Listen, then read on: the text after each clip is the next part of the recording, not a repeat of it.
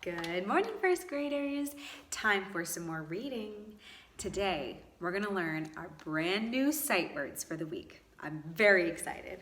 So, the first sight word is the word work. The sentence says, people go to work every day. Can you think of a way to use work in a sentence? I could say, I do my schoolwork at home. The next sight word, this is you guys. Great. The sentence says, she did a great job baking this cake. Looks like a delicious cake. Can you think of a way to use great in a sentence? You are all great readers. Number 3, you guys are good at this. Talk. This sentence says, he likes to talk with customers at his job. Talk. Can you think of a way to use talk in a sentence? We could say, you're not supposed to talk at quiet time. Number 4 is the word paper. This sentence says, this artist does his work on paper. We could think of the sentence, you guys use a lot of paper for crafts. We're always out of paper, aren't we? Number 5 is the word were. The sentence says, the farmers were very busy today. So were is a word that is used in the past tense, so something that's already happened. Can you think of a way to use were in a sentence? We could say, we were happy when we were in school together. Number 6 is the word soon. The sentence says, soon it will be time to go to lunch. Notice it has 2 O's in the middle. Can you think of a way to use soon in a sentence? I want to use the sentence, I hope I see you all soon because I miss you all terribly. Number 7 is the word laugh. The sentence says, a silly clown makes everyone laugh. Can you think of a way to use laugh in a sentence? You guys make me laugh. You do too. And the last one is the word done. The sentence says, he goes home when the work is done. Means it's over.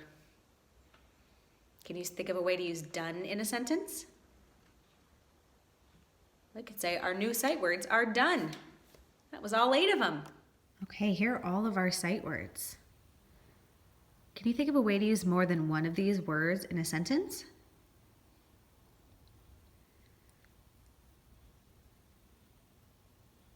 I could say, I laugh when the work is done. I used 3 of them. Or I could say, we will talk and laugh soon. I used 3 more. Next, you'll need your Journeys textbook. And we're going to be reading our anchor text this week, which is called Tomas Rivera. And it is on page 129. So go get your textbook and find page 129. Hit pause on me until you're ready to rock and roll.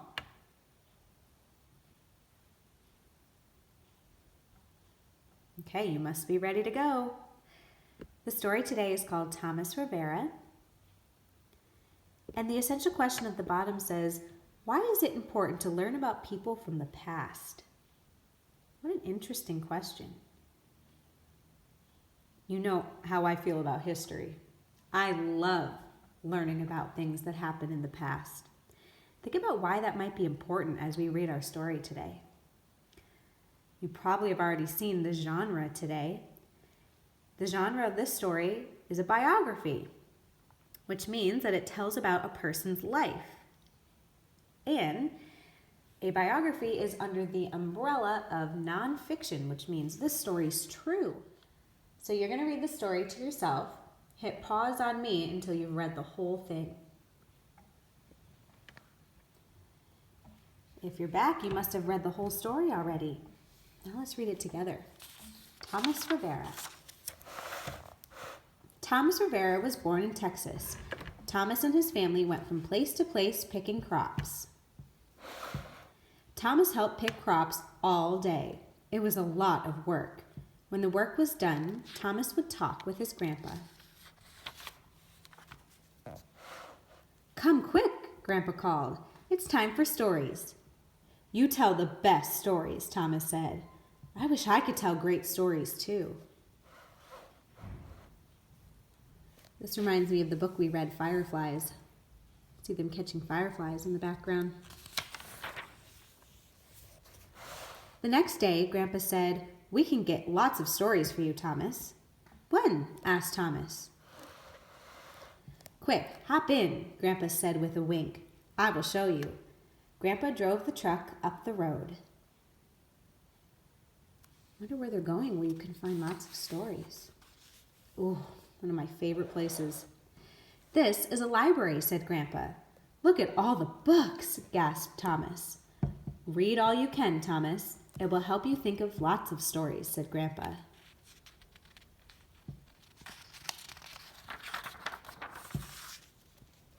There were lots of books for Tomas to read. Some were funny and made him laugh. He read about boats, trains, and cars. He dreamed of space. Soon, Tomas was thinking of his own stories. We read a lot about space recently. That was fun. Tomas began telling his stories. Then he wrote them on paper.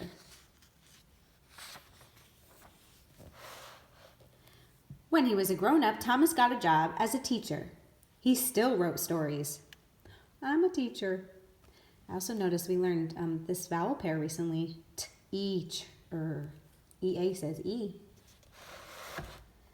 Tomas Rivera's stories tell about people picking crops just as his family did. Lots of people read his books.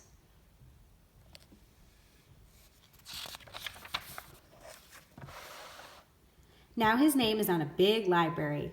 Many people go to the library. They get books, just as Tomas did. And this little sign says, Tomas Rivera Library. And that's the end.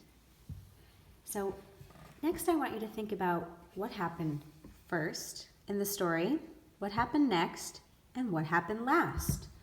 We're going to be story sequencing today. So next, you're going to need your reader's notebook and a pencil. So go get those ready, and I'll see you in a second. So we're going to be working on page 60 in your reader's notebook. So find page 60 and hit pause until you're ready. So here's a map for you to sequence your story. So I know at the top it says planning my personal narrative, but we're going to use this chart for sequencing Tomas Rivera. So for your topic, you can write the name of the story, which of course is Tomas Rivera. Then I want you to write what happened first in the story, what happened next, and what happened last. You can absolutely use your book to help you. Terrific reading today. So let's think back to that essential question for a second. Why do you think it's important for us to learn about people from the past? I wonder what you think.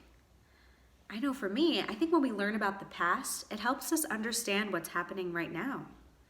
When we learn about the past, it can also help us understand ourselves. I wonder what you think about that. Now let's think about the sequence of Tomas Rivera for a minute. What happened first in the story? I remember that Tomas really liked to tell stories, and that his grandpa brought him to a library where he found a bunch of stories. And then next, in the middle of the story, I remember that Tomas grew up to be a teacher. That was my favorite part. And then last, I remember that there was a library named after Tomas Rivera. That's so cool. I want to have a library named after me one day. I'm sure you guys did a terrific job. I can't wait to read what you wrote. And now, to end our video today, we need to give a special, ginormous happy birthday to Emma. Happy birthday, Emma. I'm sad that we can't be together, but I'm wishing you all the best. Have a terrific day. Bye.